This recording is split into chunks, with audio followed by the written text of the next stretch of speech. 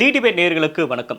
தமிழக பாஜகவை பொறுத்த வரைக்கும் நகர தலைவர், கிளைத் தலைவர், வட்டத் தலைவர், மாவட்ட தலைவர்களுக்கான அறிவிப்பு வெளியானாலும் கூட மாநில தலைவர் யார் அப்படின்ற அறிவிப்பு இன்ன வரைக்கும் வெளியாகாமல் இருக்கு.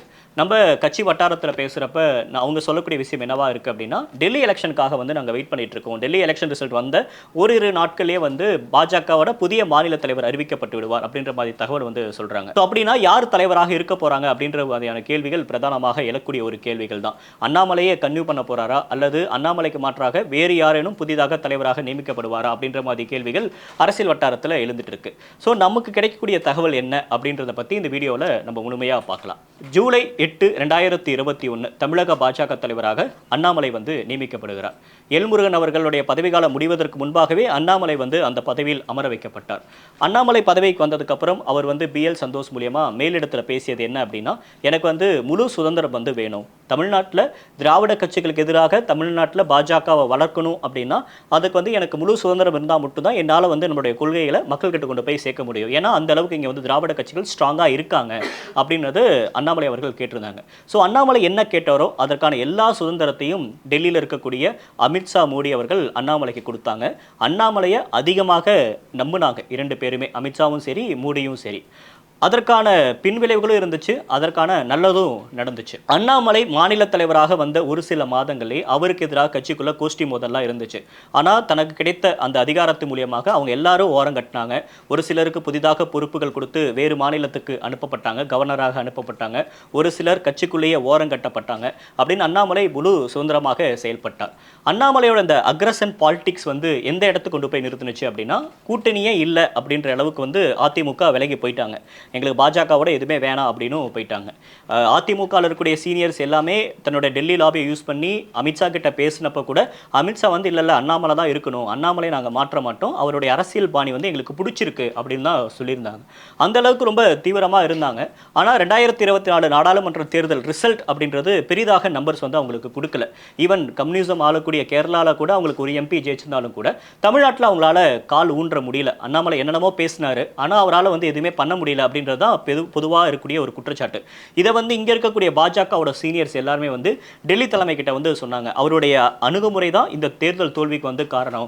பாமக கூட்டணியில் இருந்தாங்க, OPS இருந்தாரு, அதுக்கப்புறம் GK வாசன் இருந்தாங்க. இவங்க எல்லாம் இருந்தும் கூட நம்ம குறைந்தபட்சம் ஒரு தொகுதியிலாச்சும் ஜெயிச்சிருக்கணும் அப்படின்னாங்க. ஆனால் அண்ணாமலை கொடுத்த ரிப்போர்ட் என்ன அப்படின்னா, நீங்க பாருங்க, நான் 11.24% தனியாக பாஜக எடுத்திருக்கு, தேசிய ஜனநாயக கூட்டணி 18% எடுத்திருக்கு, இது எல்லாமே என்னோட உழைப்பினால வந்தது தான் அப்படின்னு பாஜக தலைவராக இருக்கக்கூடிய அண்ணாமலை அமித்ஷா கிட்ட சொன்ன ஒரு விஷயம்தான். தொடர்ந்து அந்த ஒரு பேச்சுவார்த்தை போய்கிட்டே இருந்துச்சு. யாரை தலைவராக போடலாம் அப்படின்னு டெல்லி தலைமை யோசிச்சுக்கிட்டே இருந்தாங்க. யாரை கொண்டு வரலாம் அப்படின்னு. ஒன்றும் நைனா நாகேந்திரன் நேரடியாக ட்ரை பண்ணாரு, வானதி சீனிவாசன் நேரடியாக பேசினாங்க. இவங்க எல்லாருமே பாஜக மாநில தலைவருக்கான அடுத்த ரேஸ்ல இவங்க எல்லாரும் அவரோட பேரும் பரிசீலிக்கப்பட்ட ஒன்று தான். அது எல்லாருக்கும் தெரிஞ்ச ஒரு விஷயம் தான்.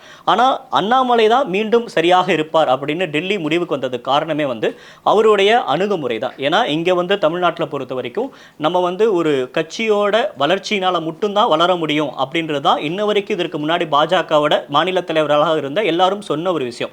ஆனால் அண்ணாமலை தான் வேற ஒரு பாணியில் இந்த விஷயத்தை அணுகிறார். என்ன அப்படின்னா, தமிழ்நாட்டில் பாஜக தனித்து களமாடணும், அதாவது இங்கே இருக்கக்கூடிய திராவிட கட்சிகளோட கூட்டணி வைக்க கூடாது, இவங்களை எதிர்த்து நம்ம அரசியல் செஞ்சாதான் தமிழ்நாட்டில் பாஜக வளரும் அப்படின்ற ஒரு யுக்தியை கையாண்டார்.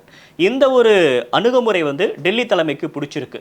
நான் சொன்னது மாதிரி அவங்களுக்கு நம்பர்ஸ் வரல அப்படின்னாலும் கூட கட்சி ஆக்டிவாக இருக்கிறது ரொம்ப முக்கியம், அலைவாக இருக்கிறது ரொம்ப முக்கியம். ஸோ அந்தக்காக அண்ணாமலையே மீண்டும் இருக்கட்டும் அப்படின்னு டெல்லி தலைமை யோசிக்கிறாங்க. இதில் முக்கியமான இன்னொரு கேள்வி எழக்கூடியது என்ன அப்படின்னா, நீங்கள் அண்ணாமலை நீக்கிறீங்க அல்லது அண்ணாமலை கட்சியில் ஓரம் கட்டுறீங்க அப்படின்னா, அவருக்கு நிகராக அல்லது அவர் இப்போ ஒரு அரசியல் பண்ணிட்டு இருக்கார் இல்லையா, அவருக்கு நிகராக அரசியல் பண்ணக்கூடிய தலைவர்கள் பாஜகவில் இருக்காங்களா அப்படின்னு கேட்டிங்கன்னா இருக்காங்க. கண்டிப்பாக நிறைய தலைவர்கள் இருக்காங்க. ஆனால் அண்ணாமலை மாதிரி ரொம்ப அக்ரஸிவான ஒரு பாலிடிக்ஸ் செய்யக்கூடிய ஆட்கள் ரொம்ப ரேராக தான் இருக்காங்க. ஒன்று அவங்க அதிமுகவோட கூட்டணி போகணுன்னு இருக்காங்க, இல்லை அப்படின்னா நம்ம அந்த அளவுக்காக நம்பிக்கை இல்லாத ஒரு மாதிரி இருக்கிறாங்க. ஸோ இது எதுவுமே டெல்லி பாஜக தலைமைக்கு பிடிக்கல. அண்ணாமலையோட இந்த பாலிடிக்ஸ் அவங்களுக்கு ரொம்ப பயனுள்ளதாக இருக்குது அப்படின்னு அவங்க நம்புறாங்க. ஸோ அண்ணாமலை தலைவராக தொடர்கிறார் அப்படின்னாலும் கூட அவருக்கு ஒரு சில கட்டுப்பாடுகள் கொடுத்துருக்குறாங்க. என்ன அப்படின்னா, நீங்கள் அதிமுகவை தேவையில்லாமல் விமர்சிக்கக்கூடாது அப்படின்றது தான். அதற்கான ஒரு எக்ஸாம்பிள் சொல்லணும் அப்படின்னா, இந்தியா டுடேக்கு அண்ணாமலை ஒரு பேட்டி கொடுத்திருந்தார். அந்த பேட்டியில் என்ன சொல்லியிருந்தார் அப்படின்னா, நீ தமிழ்நாட்டில் திமுக தலைமையிலான கூட்டணியை வீழ்த்தணும் அப்படின்னா இந்த ஆப்போசிட்டில் சண்டைக்கு செய்கிறவங்க ஒரு வலிமையான கூட்டணியை வந்து கட்டமைக்கணும், அது பாஜகவால் மட்டும் தனித்து வீழ்த்த முடியாது அப்படின்றது மூலியமா சொன்னார். அதிமுகவே வேணாம், அதிமுகவும் திராவிட கட்சியில் ஒன்று தான், ஜெயலலிதா மட்டும் என்ன நல்லவங்களா, அவங்களும் ஊழல் செஞ்சவங்க தான், ஏ1 குற்றவாளி அப்படியெல்லாம் விமர்சிச்சிருந்த அண்ணாமலை லாஸ்ட்டில் எந்த புள்ளிக்கு வராரு அப்படின்னா திமுக வீழ்த்தணும் அப்படின்னா கூட்டணி வேணும் அப்படின்ற ஒரு பாயிண்ட்டுக்கு வந்து வந்துட்டார். இது வந்து அவராக வந்ததில்லை, அவர் வந்து அந்த இடத்துக்கு வர வைக்கப்பட்டார். அதற்கான காரணம் என்ன அப்படின்னா இங்கே வந்து கூட்டணி வேணும் அப்படின்ற அந்த பாயிண்ட்டுக்கு வந்து டெல்லி தலைமை தற்போது யோசிக்கிறாங்க. ஸோ அண்ணாமலையே இருக்கட்டும், ஆனால் கூட்டணிக்காக வந்து அண்ணாமலை வந்து ஒரு பேச்சுவார்த்தை நடத்தணும் அப்படின்ற ஒரு விஷயத்தையும் வந்து சொல்லியிருந்தார். இன்னொரு முக்கியமான விஷயம் வந்து இப்போ அண்ணாமலைக்கு எதிராக சீனியர்ஸ் எல்லாம் கட்சியில் இருக்கிறாங்க இல்லையா, அவங்க வந்து நேரடியாக டெல்லியிலேயே போய் எல்லாம் பேச்சுவார்த்தை நடத்துனாங்க. அவங்களெல்லாம் எப்படி சமாதானப்படுத்துறது அப்படின்னு டெல்லி தலைமை யோசிக்கிறப்ப தான் அவங்க வந்து என்ன சொல்கிறாங்க அப்படின்னா அண்ணாமலை பதவியில் இருப்பார், ஆனால் கூட்டணி தொடர்பான அனைத்து விஷயங்களையும் நீங்களே பார்த்துக்கோங்க அப்படின்னு சொல்கிறாங்க. உதாரணத்துக்கு நயினா நாகேந்திரன், வானதி சீனிவாசன், பொன் ராதாகிருஷ்ணன் போன்றவர்கள் எல்லாத்தையும் வந்து நீங்கள் வந்து கூட்டணி தொடர்பாக வந்து பேசுங்க, நீங்கள் வந்து கூட்டணி தொடர்பாக வந்து பேச்சுவார்த்தைக்கு வந்து நீங்கள் வந்து மூவ் பண்ணுங்க, எல்லா காய்களையும் நகர்த்துங்க அப்படின்னு இவங்களுக்கு ஒரு தனியாக ஒரு அசைன்மெண்ட் கொடுக்குறாங்க அப்படின்ற மாதிரி சொல்லப்படுது. ஸோ மாநில தலைவராக அண்ணாமலை தொடர்பார், கூட்டணி தொடர்பான பேச்சுவார்த்தைகள் வந்து கட்சியில் இருக்கக்கூடிய சீனியர்ஸ் எல்லாமே செய்வாங்க. இது மூலியமா அண்ணாமலைக்கும் இவங்களுக்கும் எந்த விதமான உரசலும் வராத மாதிரி கட்சியை வந்து நகர்த்துங்க, 2026 தேர்தல் தான் நம்மளுக்கு முக்கியம் அப்படின்றது இவங்களுடைய பார்வைகளாக இருக்கு. ஸோ அண்ணாமலை 2.0 அப்படின்றது மிக முக்கியமான தமிழக அரசியல் களத்தில் பார்க்கப்படுது. அதற்கான காரணம் இப்போ புது பிளேயர் விஜய் வந்திருக்கார், தமிழக வெற்றி கழக தலைவர். ஸோ இவர் டார்கெட் பண்ணக்கூடிய ஆடியன்ஸும் சேம் டைம் யங்ஸ்டர் தான்.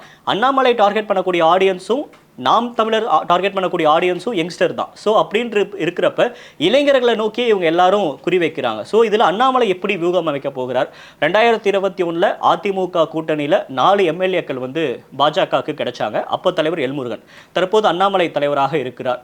அவர் அதிமுகவோட கூட்டணி வைப்பாரா, அதிமுக இவங்க கூட்டணிக்கு முதல்ல வருவாங்களா, அண்ணாமலை எத்தனை சதவீத வாக்குகளை எடுத்து 2026 தன்னை நிரூபிக்க போகிறார் அப்படின்றது தான் பேசு பொருளாக இருக்குது, மிகப்பெரிய கேள்விக்குறியாக இருக்குது. என்ன நடக்குது அப்படின்றத பொறுத்திருந்து பார்க்கலாம். நன்றி, வணக்கம்.